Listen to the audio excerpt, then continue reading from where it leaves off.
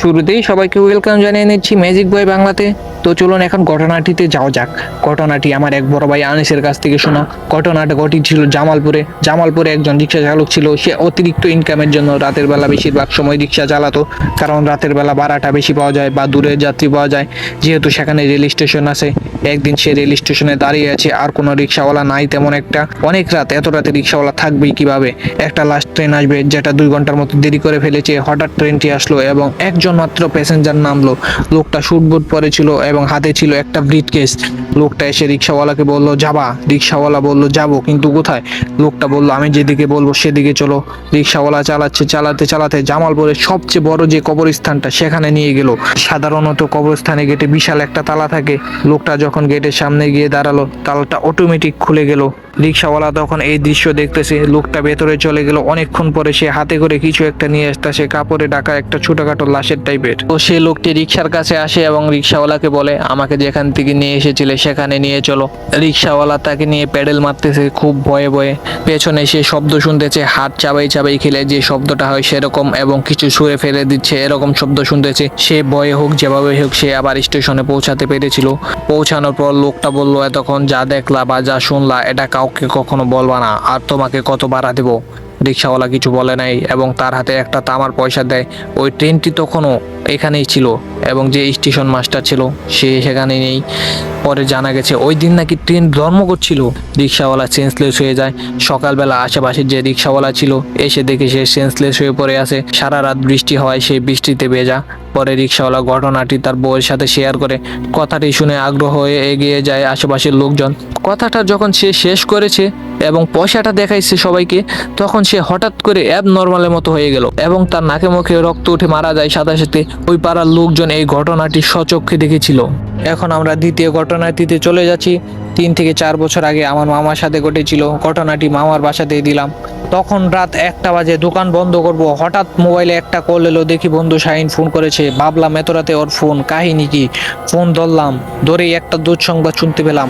ওর চাচা কিছুক্ষণ আগে মারা গেছে, কাল সকালে তার জানাজা হবে এবং মসজিদে গিয়ে হুজুরদের বলতে হবে তারা যেন ফজরের ওয়াক্ত মাইকিং করে দেন। আমি ওর সাথে যেতে পারবো কিনা জানতে চাইলো। আমি এক কথায় রাজি হলাম। আধ ঘন্টার মধ্যে ওর বাসায় হাজির হলাম। তারপর দুজনে একসাথে বের হয়ে বিভিন্ন মসজিদে যেতে লাগলাম। তখন 3টা কি 3:30 মতো বাজে। দুজনে এক মসজিদ থেকে বের হয়ে আরেকটি মসজিদের দিকে রওনা হলাম। যে মসজিদটিতে যাচ্ছিলাম তাতে যেতে হলে মাঝখানে একটি ডুমপাড়ার মধ্যে দিয়ে যেতে হবে। দুজনে ডুমপাড়ার মধ্যে দিয়ে যাচ্ছি। রাস্তার পাশে কিছু দূর পর পর স্ট্রিট লাইট পোস্ট। কিছু দূর এগোনোর পর অদ্ভুত অনুভূতি হতে লাগলো। মনে হলো কে যেন আড়াল থেকে আমাদের দেখছে। শাহিনেরও যে একই অবস্থা হয়েছিল তা জেনেছি পরে। অস্বস্তি কাটানোর জন্য দুজনে কথা বলতে বলতে এগোতে লাগলাম। যেতে যেতে রাস্তার একটা মোড় ঘুরবার পরে দেখি সামনে 10 থেকে 12 বছরের একটা টাক ছেলে দাঁড়িয়ে আছে। আমরা একটু অবাক হলাম, এত রাতে ছোট একটা ছেলে বাহিরে কি করছে? আমরা এগিয়ে গেলাম। পিচ্চিটাকে বললাম এই তোর বাহির কই? এত রাতে এখানে কি করিস? পিচ্চিটা কিছু না বলে মাথা নিচু করে হাঁটা ধরলো। এরপর সে যা করলো তা এক কথায় অবিশ্বাস্য। সে রাস্তার পাশে ড্রেনের দিকে এগিয়ে গেল এবং আস্তে আস্তে ড্রেনের মধ্যে পুরোপুরি ঢুকে গেল। আমরা সাথে সাথে দৌড়ে ড্রেনের কাছে গিয়ে উকি দিয়ে দেখলাম পিচ্চিটার ছায়াও দেখলাম না। এত তাড়াতাড়ি চম্পট দেওয়া কোনো মানুষের পক্ষে সম্ভব না। তার চেয়েও বড় কথা হলো ড্রেনটা এতটা সরু যে 10 থেকে 12 বছরের ছেলে সেটা কোনোভাবেই ঢুকতে পারবে না। রাস্তার পাশে স্ট্রিট লাইটের আলোয় ঘটনাটা চাক্ষুষ করলাম। কেমন যেন ধোকা লাগলো। যাই হোক, ব্যাপারটা পাত্তা না দিয়ে চলতে লাগলাম।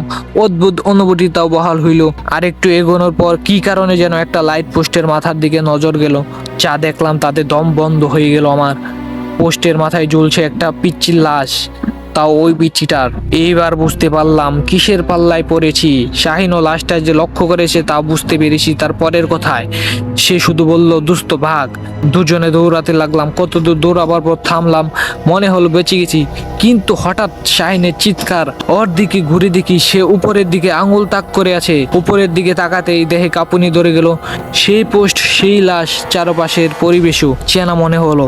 একটু আগেই এখান থেকে পালিয়েছিলাম। মাটিতে ধুপ করে কিছু পড়ার শব্দ শুনে ঘুরে দেখি শাহিন মাটিতে পড়ে আছে। হঠাৎ করে বিদঘুটে হাসি শব্দ শুনে পোস্টের দিকে তাকিয়ে দেখলাম, যা দেখলাম তা আমার কল্পনাতীত। পোস্টের মাথায় কোনো লাশ নেই। ওইটার নিচে দাঁড়িয়ে অট্টহাসি হাসছে পিচ্চিটা। হঠাৎ করে সে হেঁচকা টান দিয়ে নিজের মাথা ছিঁড়ে ফেললো। আলোতে স্পষ্ট দেখলাম চারপাশে রক্ত ছিটকে পড়লো। এরপর কাটা মাথা হাতে কবন্ধটি আমাদের দিকে এগোতে লাগলো। আমি আর সহ্য করতে পারলাম না। আল্লাহ আল্লাহ করতে করতে চেতনা হারিয়ে ফেললাম। পরদিন যখন হুঁশ হয় বুঝতে পারি আমরা একটা মসজিদ আছি। পরবর্তীতে জানতে পারি যে ফজরের ওয়াক্তে মসজিদে আসার পথে আমাদের পরে থাকতে দেখে মুসল্লিরা আমাদের মসজিদে নিয়ে এসেছে। এটা ছিল সেই মসজিদ যেটার উদ্দেশ্যে আমরা রওনা হয়েছিলাম। ইমাম সাহেবের কাছে আমরা সব কথা বললে তিনি বলেন যে ওইটা ছিল খারাপ প্রকৃতির প্রেত যা মানুষের পথ ভুলিয়ে দেয় এবং ভয় দেখিয়ে ক্ষতি করে থাকে। তিনি আমাদের রাতে বাইরে থাকতে নিষেধ করলেন। তার কথা এখনো আমরা মেনে চলি। তো এই ছিল দ্বিতীয় ঘটনাটি। তো বন্ধুরা, যদি ভালো লাগে তাহলে চ্যানেলটিকে সাবস্ক্রাইব করবেন। ম্যাজিক বয় বাংলা আপনাদের সবসময় পাশে আছে। আশা করি আপনারা আমাদের পাশে থাকবেন। আর যদি কেউ আমাদের সাথে ভূতের গল্প শেয়ার করতে চান তাহলে আমাদের জিমেইলের মাধ্যমে পাঠিয়ে দিন। আমাদের জিমেল হচ্ছে AHMEDPRBEZ112@gmail.com। তো আশা করি সবাই ভালো থাকবেন।